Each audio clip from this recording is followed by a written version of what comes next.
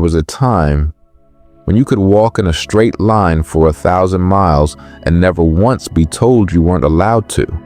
No checkpoints, no walls, no paperwork, just land. Then, around 10,000 years ago, someone drew a line in the dirt, and human beings have been obeying invisible lines ever since.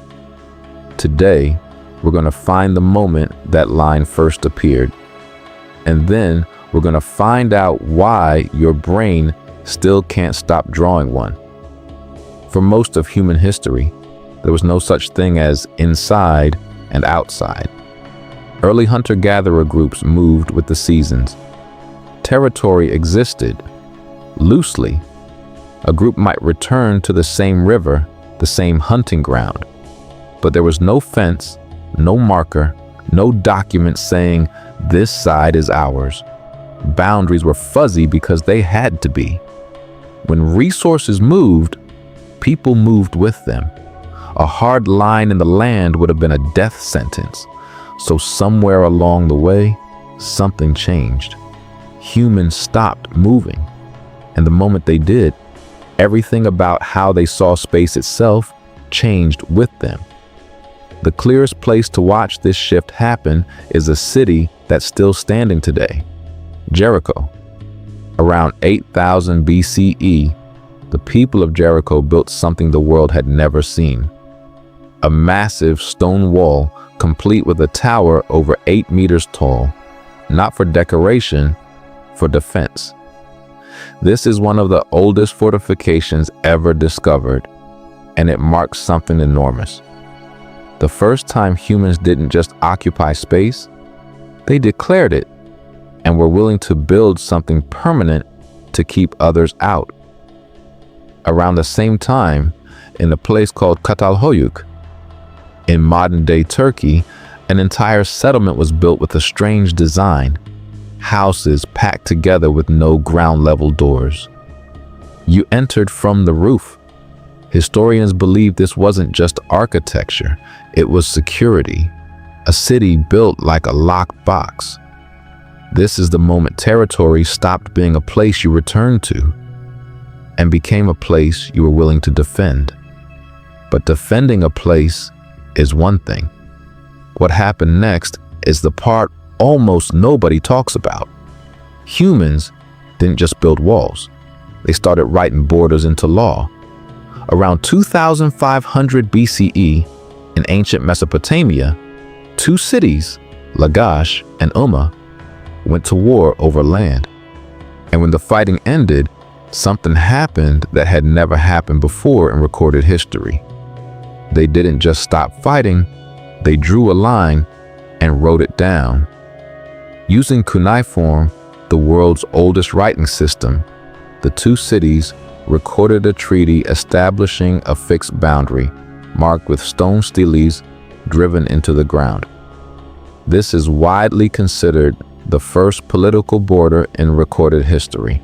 Not a wall, not a fence, a legal agreement that a line existed and both sides had to respect it. From here, the idea spreads fast. A few centuries later, Babylonian rulers were placing stone monuments called kuduru across their land, carved boundary markers recording who owned what, inscribed with warnings for anyone who dared move them. Ancient Egypt fortified the Nile against rival kingdoms. Ancient Rome used Cypress stones to mark sacred and legal boundaries. The Greeks carved warnings into boundary stones called horoi.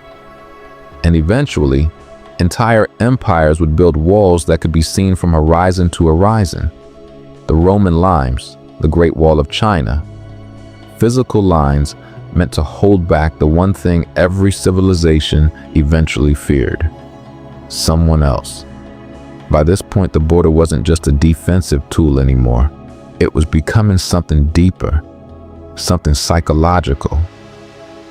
And that's where the story stops being about history and starts being about you.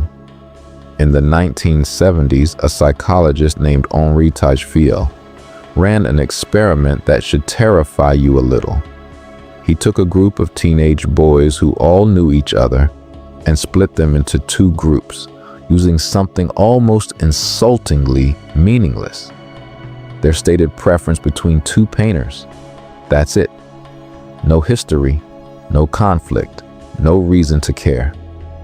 Then he asked each boy privately to allocate small amounts of money to other boys, knowing only which group they belonged to. Here's what happened. The boys didn't just favor their own group. Many of them were willing to give their own group less total money as long as it meant the other group got even less. They weren't maximizing their own side's outcome. They were maximizing the gap between us and them. Over arbitrary paintings between boys who were friends 5 minutes earlier. This became known as the minimal group paradigm, and it's one of the most replicated findings in psychology. It reveals something uncomfortable.